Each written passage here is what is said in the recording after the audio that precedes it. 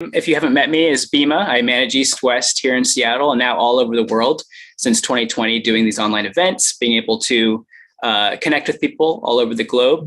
And today I'm joined by Kat Fowler. Welcome, Kat. Thank you for having me. It's my first live stream ever. Yeah. Oh, brilliant. Awesome. Well, just a couple things for all of you who are watching live and then watching the recording. Just wanted to say a few words about Kat and why we're doing this event with her. The reason for the interview is to introduce you to her, as well as to tell you about this event that we're doing coming up on April 23rd. It's a Saturday, 3 to 4:30 p.m. Titled Energy Healing for Beginners. We'll talk a little bit about that in this interview. But just a few words about Kat. She's a light worker, a teacher of spirituality and meditation, an energy therapist, an Akashic Records reader, a Reiki Master Teacher, and the author of The Ultimate Guide to Energy Healing, which we have linked in the description here. And that's kind of the focus of this workshop. And she's also the host of the Soul Awakening podcast. So Kat, that sounds like you're covering all the bases of energy healing and using your intuitive abilities. Why did you choose to study energy healing? Was it a choice, or did something happen that kind of catalyzed you? Definitely. I wouldn't say, okay. When I first started, I was interested in it, and I was already teaching yoga for about a decade. And so I was very familiar with the yogic traditions, and which is really the fundamental explanation of energy and energetic anatomy. But it's a different science, yoga. It's really that of enlightenment. And it's different than just what energy healing is. And so I was interested in it. I wanted to know more. And I did start to study it a little bit. And I was getting sessions done and whatnot, and actually working with a mentor who was privately teaching me, because she was like, well, you have this ability, so let's just like hone it, so then you can also do your own healing on yourself, and not, so it's not just like relying on someone else. And then it just, when I was ready, it really did happen, outside of my own previous background with yoga. I really did have a difficult time around the age of 30. I think all of us that come to the healing space tend to have some event that does catalyze them in a way. Those of us that don't, well, you're lucky. But and so I really first went back to meditation. That was like my roots. Breath work. This was just to calm anxiety in the body and everything that I knew, but I wasn't really practicing and implementing in my own life. Came back to those roots. And then from there, I was like, well, let's get serious with this, because I felt that what was going on with me really was a spiritual issue that I needed to, by spiritual, energetic, I'm going to use those interchangeably. But I felt that I needed to take care of it in that capacity, because it wasn't just things from this life coming up, like childhood things. It was past life memories and things like that.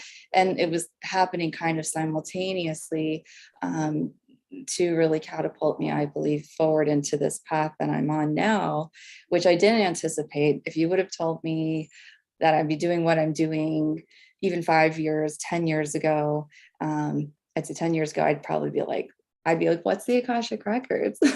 What are you talking about? Like, what do you mean? So yes, it's kind of, I feel the path for, you've interviewed so many people, like it does really choose you. And then you have the choice to follow that and get on that timeline or not. And didn't really feel as much of a choice for me, but I feel very blessed that I am doing what I'm doing now. Long story short. Well, I mean, you just mentioned the Akashic Records, and you mentioned it when we first got in. There's a lot of literature out there for decades now about the Akashic Records. I was actually just talking to somebody who has just put out a book on the Akashic Records. What does that look like for you? Because I have different people have different experiences of it, and they talk about it quite literally, and some people talk about it more energetically. How does that manifest for you? Personally? Yeah. Well, I do use the method of the author that you did interview. I love her work. That was originally how I discovered or even found out about the Akashic Records, which was Linda Howe's original book, How to Read the Akashic Records, through using the pathway prayer process. And for me, when I first went in, it was, I just started crying. I didn't really understand what was happening. It felt like a lot of love. It felt like a very familiar place that I've been, but in this consciousness, like in this lifetime, it was the first time that I felt like I consciously was entering the records, and I didn't have any expectations. I didn't study it beforehand. I didn't really know what to expect at all. And then I just was using it as a healing tool for myself, because I was saying I had a lot of, it was a lot of past life things that were kind of colliding and coming together and converging at that time in my life. So I wanted to figure it out for myself. And then I was making progress. And then part of the book was to start giving readings to friends and family for free for the first 30 days. And so I did that. And then they loved it. And then they asked for me to read their family. And then those people asked for me to help their friends. And then all of a sudden it was like 2 months later, and I had almost a full schedule of doing readings. Wow. And it was a very intuitively natural thing for me. So, but it's not something that's limited to a special or select few. Every single human being has access to the records.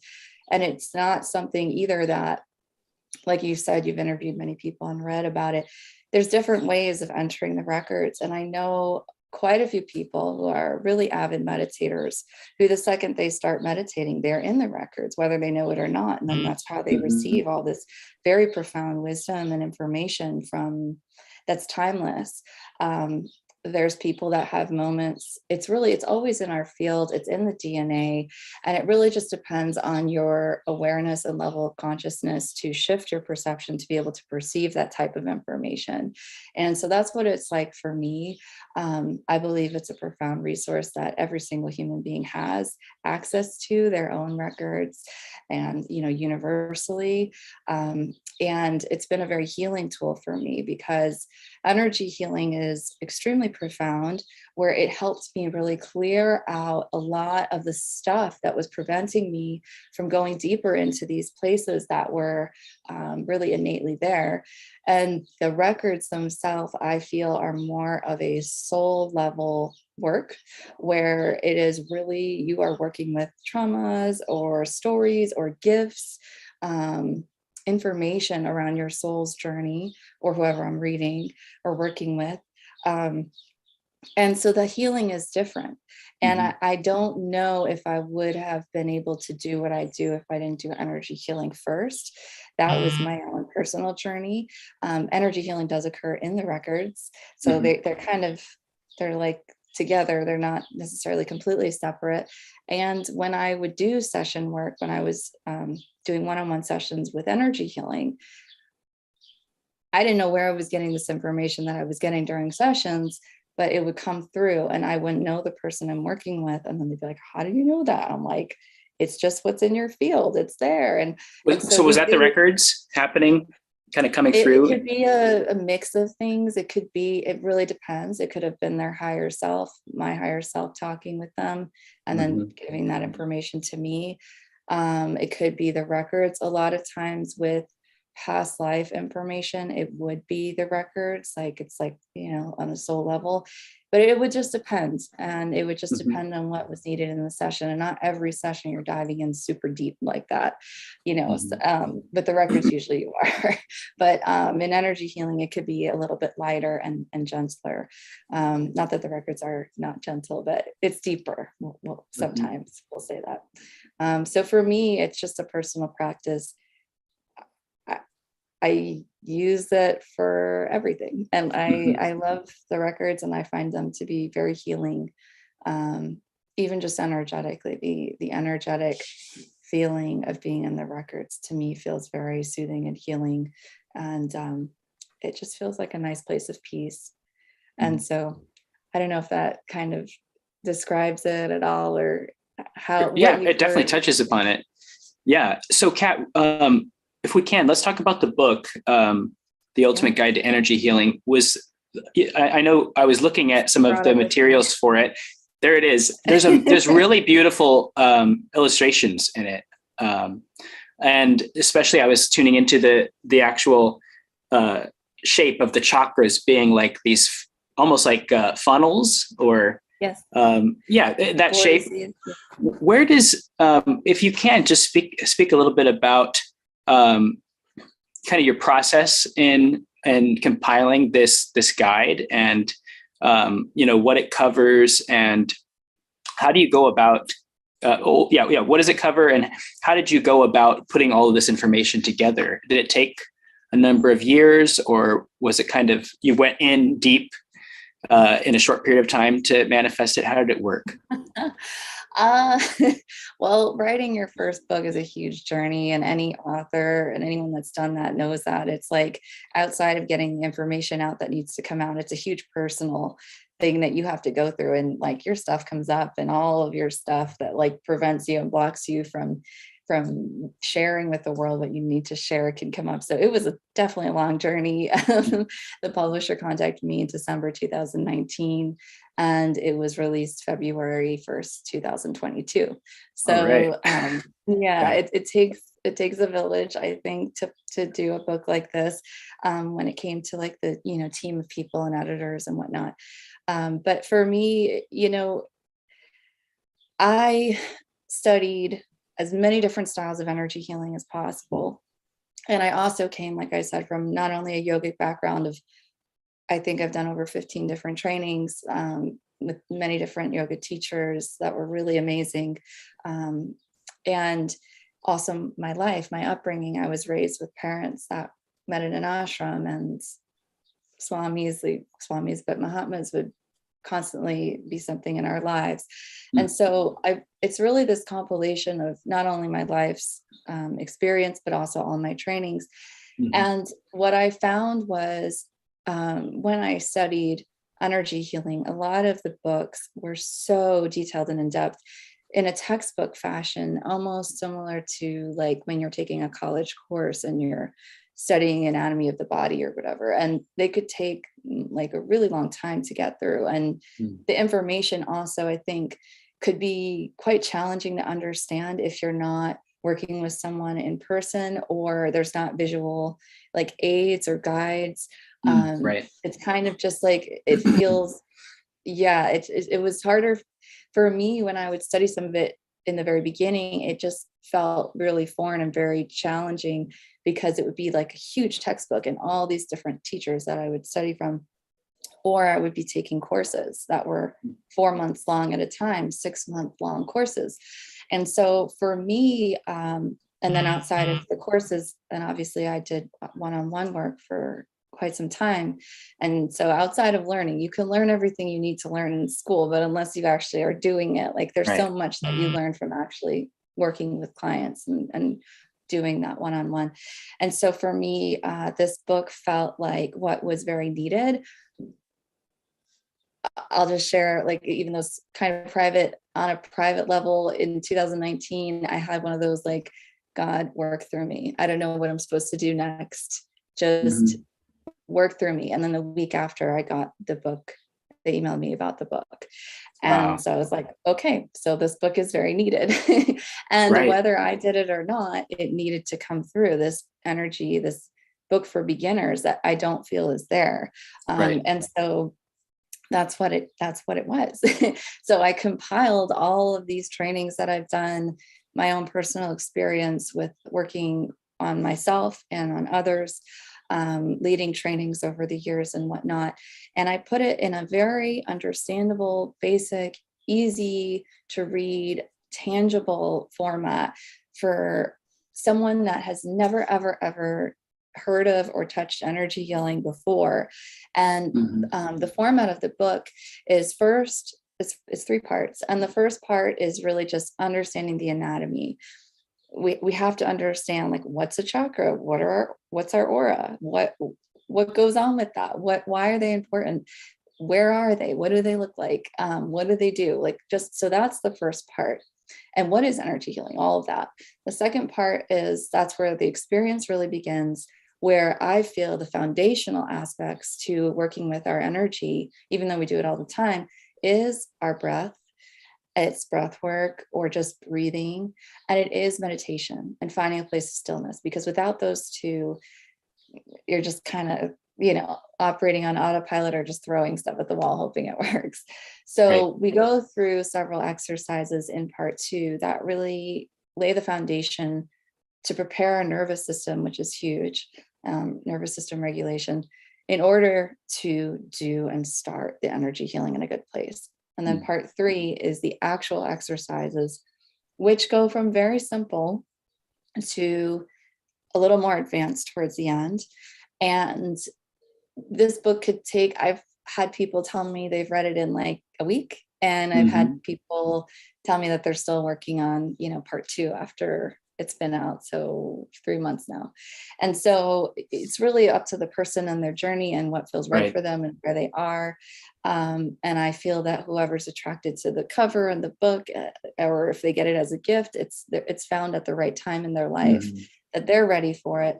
Pretty much almost everything in my life before I took courses that I learned came from books.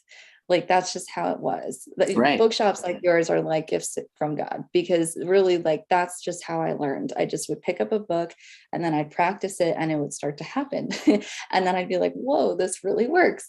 And so for me, I just found this to be a really good resource for that wasn't there yet, like at all. And I knew that it had to come out. I knew that the timing, I think, also was interesting. It was pre-pandemic, and now it's out post-pandemic, where we've all been through a whole lot of stuff that we all probably could use, some like healing with. And so that's a little summary of what goes on in the book. And that's super helpful. Yeah. The book you wish you had when you started out. Oh my God. Yes. Yeah. Yeah. It would have been more fun for me, because otherwise it just felt really daunting and like as if you were reading a textbook from college, like a course or a master's course. And then you're just like, oh, well, I have the textbook, but so it was, yes, this book I feel is really needed. And then, so next Saturday, the 23rd, we'll have an hour and a half with you, and roughly what is that going to be composed of? I'm guessing, will it kind of follow some of the format of the book, taking people stage by stage through that? Yes. It'll be pretty much exactly kind of what I shared. We'll just go over very basically the anatomy of what we'll be working with. Then we will go through a nice guided, just some breathing meditation. And from there, we'll see what exercises are needed. I have a good feeling it's going to be the good foundational basics like grounding, shielding, and then filling our aura up. And then we'll see, but it just depends who's going to be there, and we'll flow from there. And we'll go over just some of those really fundamental exercises, which I find can be really nice when they're guided, because then you don't have to like do anything. You get to just sit and then listen, and it's a meditation. So you're actively, consciously doing the work, but you don't have to like read it and then do it or read it. Exactly. It kind of bypasses the mind that way, where you could just be present. Yes. And then I think at the end, if there's time, which I think there will be, we'll do Q&A for anyone who's there for any of the exercises. There's always questions that come up with energy healing, because it's energy and anything is possible. So I think it'll be helpful just to do a Q&A at the end, and that'll be the workshop. Great. Beautiful. And if you're seeing this, on our registration page or later on, we're going to be recording it. So what we normally do is, even if you register and you can't make it live, feel free to just register and pay for it. And we'll send you the link to watch the replay, and we'll keep that available for like 1 or 2 weeks afterwards. Because I know, especially, some of our followers in continental Europe and Australia, it's not ideal to be up in the middle of the night trying to do this. No. Cool. Well, thank you so much, Kat, for giving us an overview of the book and of our time together next week, and a little bit about yourself. It's super helpful to connect a name and a book cover to a face and to a story. So we really appreciate it. Well, thank you so much for having me. And I'm really looking forward to offering the workshop. And I love all of your work, and your bookshop's amazing. So thank you. Cool. Thank you, Kat. Okay, well,